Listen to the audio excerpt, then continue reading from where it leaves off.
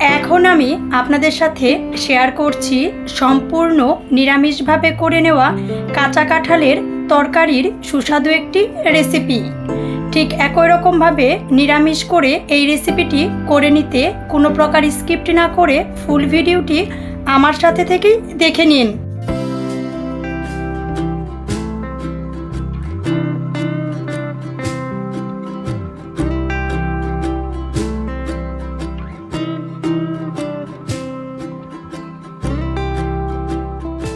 কাঁচা কাঁঠাল দিয়ে নিরামিষ তরকারিটা শেয়ার করার জন্যে কাঁঠাল আমি কেটে নিয়েছি। কাঁচা কাঁঠাল কিভাবে কেটে নিতে হয় এর ভিডিও কিন্তু এর আগেই আমি আমার চ্যানেলে আপলোড করেছি। লিঙ্কটা আমি ডিসক্রিপশন বক্সে দিয়েও দিচ্ছি, ইচ্ছা করলে দেখে নিতে পারেন।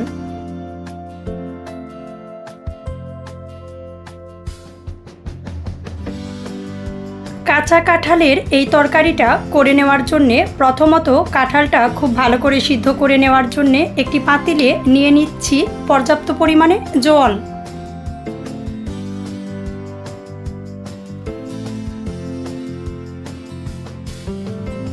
যেহেতু কাঁচা কাঁঠালটা সিদ্ধ করে নিব, দিয়ে দিচ্ছি অল্প পরিমাণে লবণ। গরম জলে কাঁচা কাঁঠাল আর পিস করে নেওয়া আলুগুলো দিয়ে দিচ্ছি। দিয়ে নিয়ে মিডিয়াম লো আঁচে রেখে কাঁচা কাঁঠাল আমি খুব ভালো করে সিদ্ধ করে নিচ্ছি।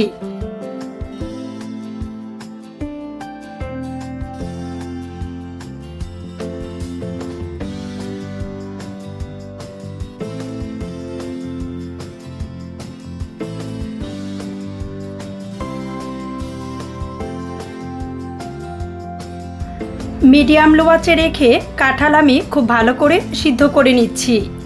এখন কিন্তু 80% মতন সিদ্ধ করে নিব। সিদ্ধ করে নিয়ে কাঁচা কাঁঠালগুলো আমি নামিয়ে নিব। সিদ্ধ করে নেওয়া কাঁচা কাঁঠাল নামিয়ে নিয়ে জল দিয়ে খুব ভালো করে ধুয়ে নিচ্ছি। জল দিয়ে কিন্তু 2-3 বার করে করে জল চেঞ্জ করে খুব ভালো করে ধুয়ে নিতে হবে, না হলে কিন্তু একটা তিতকুটি ভাব থাকবে। এর জন্যে কাঁচা কাঁঠালটা বেশ ভালো করে সিদ্ধ করে নেওয়ার পর জল দিয়ে 2-3 বার ধুয়ে নিতে হবে।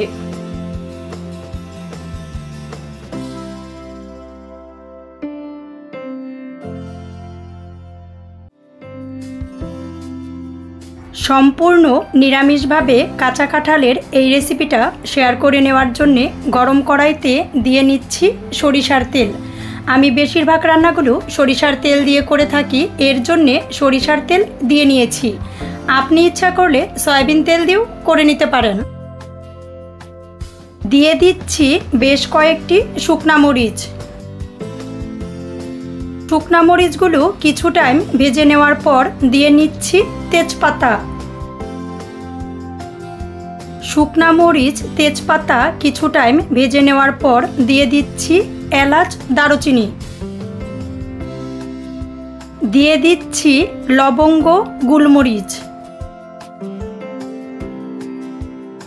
বেশ কিছু টাইম খুব ভালো করে ভেজে নেওয়ার পর সিদ্ধ করে খুব ভালো করে ধুয়ে নেওয়া কাঁচা কাঁঠাল আর আলুগুলো দিয়ে নিচ্ছি।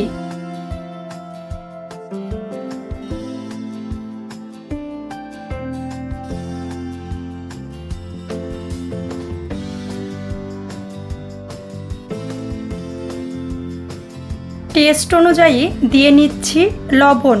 চুলার আঁচ কিন্তু খুব বেশি বাড়ানো যাবে না, মিডিয়াম লো আঁচে রেখেই বেশ কিছুটা টাইম খুব ভালো করে ভেজে নিচ্ছি।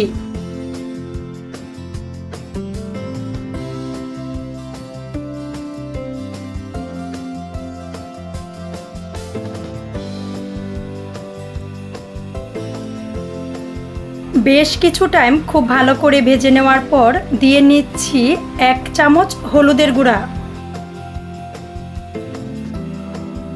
এর সাথে আরও দিয়ে নিচ্ছি 1.5 চামচ শুকনা মরিচের গুঁড়া।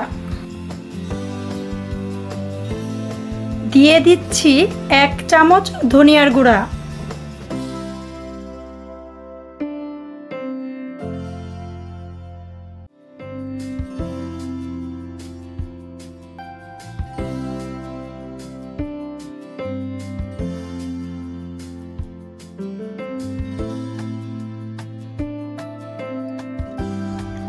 বেশ কিছু আদা আর কাঁচামরিচ খুব ভালো করে পাটায় বেটে নিয়েছি, এখন দিয়ে দিচ্ছি।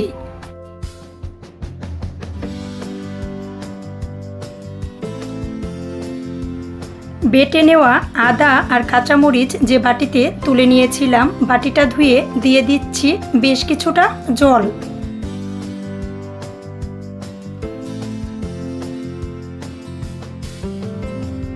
টমেটো খুব ভালো করে ব্লেন্ডার করে ফ্রিজে সংরক্ষণ করে রেখে দিয়েছিলাম, ওই থেকে দিয়ে দিচ্ছি 4 চামচ। টমেটো কিভাবে বেশ অনেক দিন যাবত সংরক্ষণ করে রেখে দেওয়া যায় এর ভিডিও কিন্তু আমি এর আগেই আমার চ্যানেলে আপলোড করেছি, লিঙ্কটা আমি ডিসক্রিপশন বক্সে দিয়েও দিচ্ছি, ইচ্ছা করলে ডিসক্রিপশন বক্স থেকে দেখে নিতে পারেন। মিডিয়াম লো আঁচে রেখে বেশ ভালো করে কষিয়ে নিচ্ছি। বেশ অনেকটা সময় নিয়ে খুব ভালো করে কষিয়ে নেওয়ার পর দিয়ে দিচ্ছি বেশ খানিকটা জল।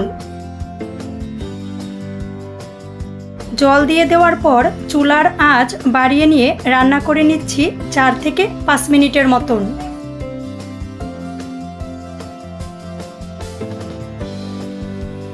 চার 5 মিনিট খুব ভালো করে রান্না করে নেওয়ার পর 1 চামচ দিয়ে দিচ্ছি ভাজা জিরার গুঁড়া।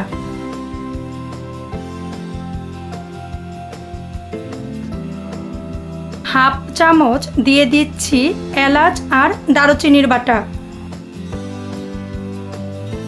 হাফ চামচ দিয়ে দিচ্ছি চিনি।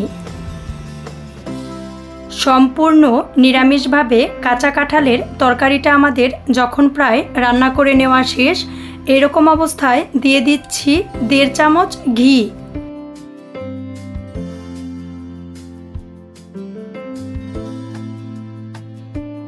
এক থেকে 1.5 মিনিট মিডিয়াম লো আঁচে রেখে রান্না করে নিয়ে চুলাটা বন্ধ করে নিচ্ছি।